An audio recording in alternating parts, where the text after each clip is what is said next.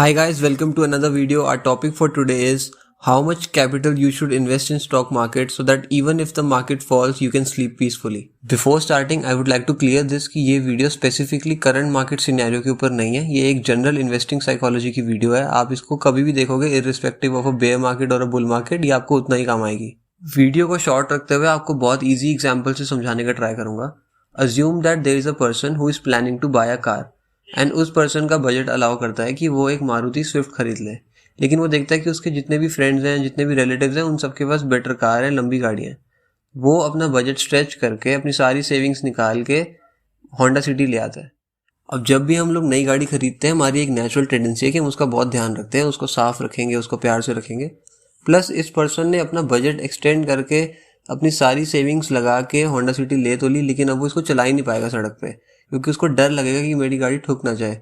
रात को भी वो सो नहीं पाएगा, 10 बार गाड़ी चेक करेगा कि मेरी गाड़ी पे कोई स्क्रैच ना मार जाए, कोई इसको ठोक ना जाए.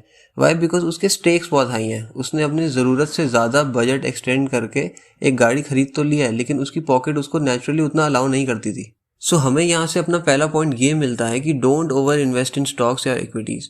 ये मैं क्यों कह रहा हूँ? बिकॉज हर इंसान की रिस्क प्रोफाइल, हर इंसान का कैपिटल, हर इंसान का बैकग्राउंड अलग हो सकता है. आप किसी का प्रॉफिट देख के मार्केट में एंटर तो हो गए, लेकिन अज्यूम कि मार्केट वहाँ से 50% नीचे क्रैश कर गई एंड मार्केट क्रैश हुई, तो उसके पास इतना बड़ा कैपिटल था कि उसने वहाँ पे भी माल उठा लिया एंड वो एवरेज नीचे की बना के बैठ गया. एंड आपने उसको देखा देखी ओवर इन्वेस्ट कर दिया था. आपकी पॉकेट उतना अलाउ नहीं करती थी, या फिर आपकी रिस्क टेकिंग कैपेबिलिटीज उतनी नहीं थी. आप डर गए या आपको पैसे की ज़रूरत पड़ गई एंड आपको लॉस बुक करके मार्केट में से निकलना पड़ा.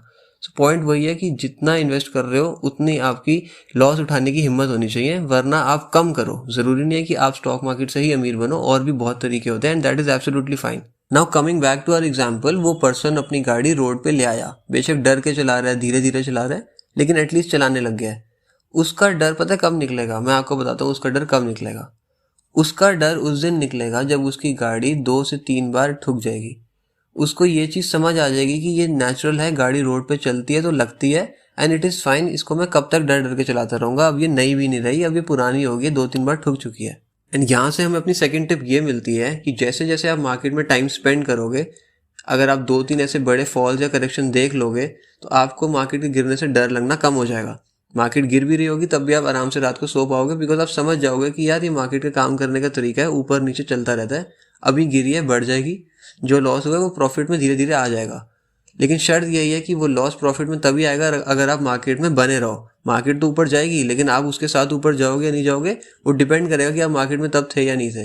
एंड उसमें रहने के लिए मैंने जो पॉइंट 1 बताया था वो करना बहुत ज़रूरी है कि डोंट ओवर इन्वेस्ट. बिकॉज अगर मार्केट गिरी, आप ओवर इन्वेस्टेड थे स्टॉक्स में, तो आपको पैसे की ज़रूरत पड़ेगी, आप लॉस बुक करके मार्केट से बाहर हो जाओगे एंड उस केस में आपका जो पेपर लॉस है वो एक्चुअल लॉस बन जाएगा.